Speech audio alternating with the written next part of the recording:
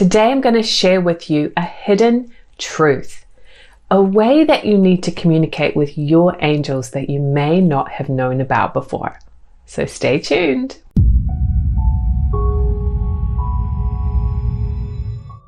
Hi, I'm Melissa and I'm the founder of the Spirit Guided Life School. My mission is to help you trust your inner guidance, develop your intuition, and be living your unique life purpose. So if that sounds good to you, please hit that subscribe button, like and comment on this video so you can help spread the word that this free information is available for spiritual seekers here on YouTube.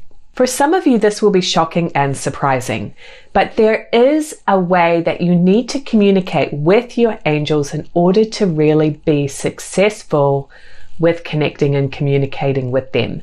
And if you make some of these mistakes, you're going to close yourself off from open communication. So first of all, it's important to understand that your angels come from a higher source of wisdom.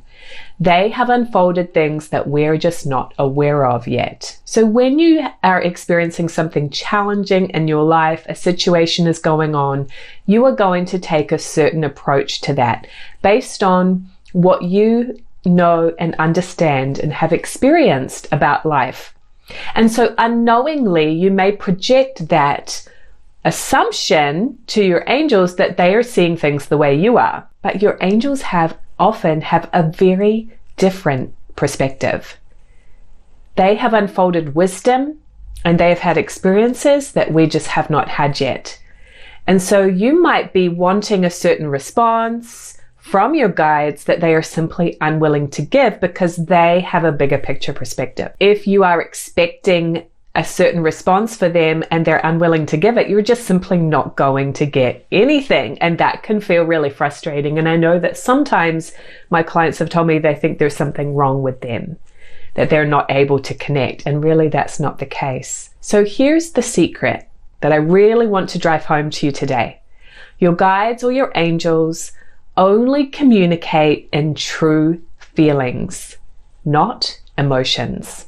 Now, you might be saying, well, Melissa, that's the same thing, feelings and emotions. Well, maybe in the dictionary definition, yes.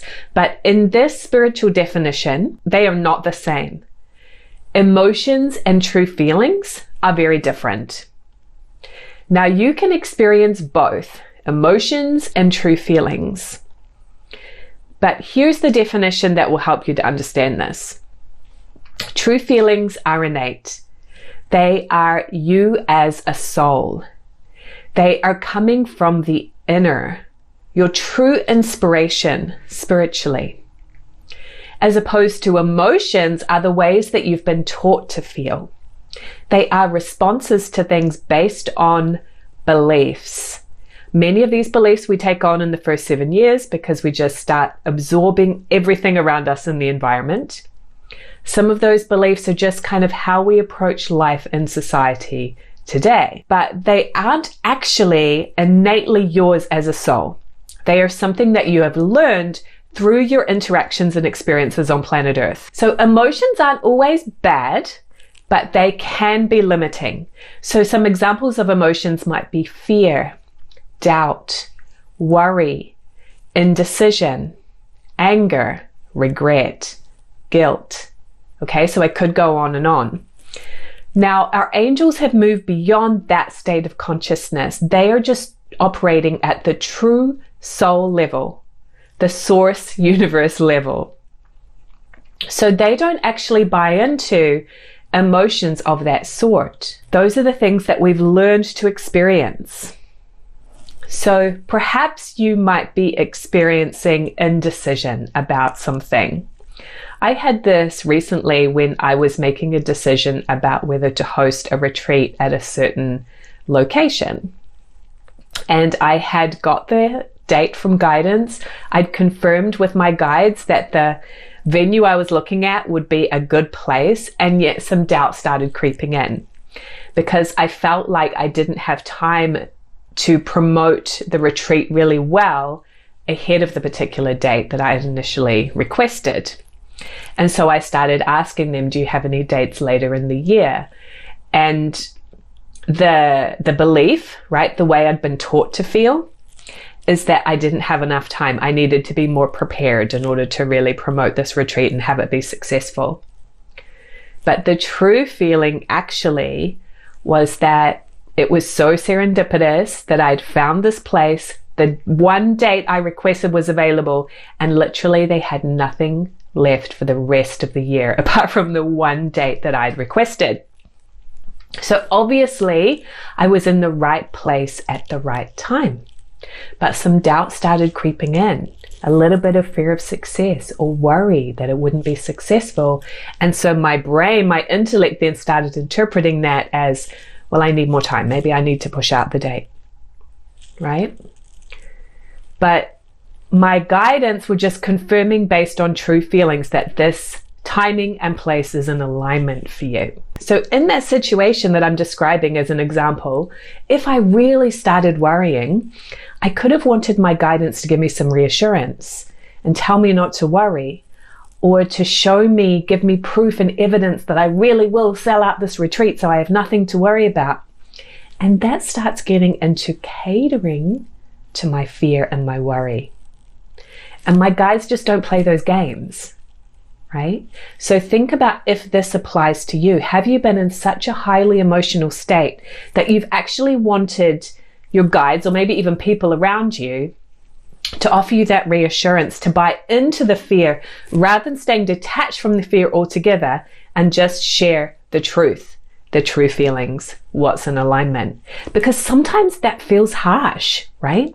If somebody gives you some feedback that isn't reassuring, that isn't helping you to soothe the emotions and just gives you the facts of the situation, that can feel actually quite harsh and rude. You know, and I've been on the receiving end of that, so I'm certainly not immune. But actually, that's more what our guides say. They're not going to say it in a rude and harsh way, right? Maybe people around you do that from time to time. Our guides won't be harsh about it, but they will be truthful. They're just going to communicate on the true feelings and not get involved in your emotions, because your guides know that really there isn't anything to worry about, that you are one with all things, that you are one with source energy, and that you are powerful. And so they are not going to buy into fear and doubt and try to reassure you and make you feel better. They're going to share your truth. And so if you're open to that, if you start to have belief about that for yourself, you're going to open yourself up to so much more truth from your guidance. Another thing that's important to note here is that because our angels don't work with emotional feelings, if you ever did feel like you were receiving those kind of emotions from an outside source, from an entity, right, such as doubt, worry, doom and gloom, something bad is going to happen, that probably is not coming from your angels. It's coming from some other entity that has a lower vibration and plays those games of emotions. So be careful of not buying into that kind of an energy and being willing to receive the truth. As long as you're willing to hear the truth, even if it's not always what you want to hear, then you will stay in alignment with your guidance and be in the right place at the right time. This means that you also need to increase your trust, because sometimes when we get these answers from our guidance, they may not always initially make sense. They may be beyond your current understanding, but trust in the source that you are receiving. Don't try to prove it or see if they're right or wrong. Just receive that answer from your guidance, trust it, and see how things unfold in your life for the better. I've shared with some clients before that I went through a stage in my life several years ago where I was experiencing a lot of indecision. I wasn't trusting my intuition and my guidance. And so I set myself a little experiment. I said, let me try for a month to just trust anything I receive from an intuitive inspiration, whether it was coming from my own intuition or from my guides. Let me just trust it and act on it and see what unfolds as a result. And honestly, I've never looked back. That month showed me that I need to trust, because I started to experience that things were unfolding in magical ways that I never could have anticipated. and I've never looked back. And that's why I started this YouTube channel, to share the power of this with you. Trusting in your intuition and your guidance will open up new arenas in your life in amazing ways. So let me know in the comments below what stands out to you. What did you learn from this video?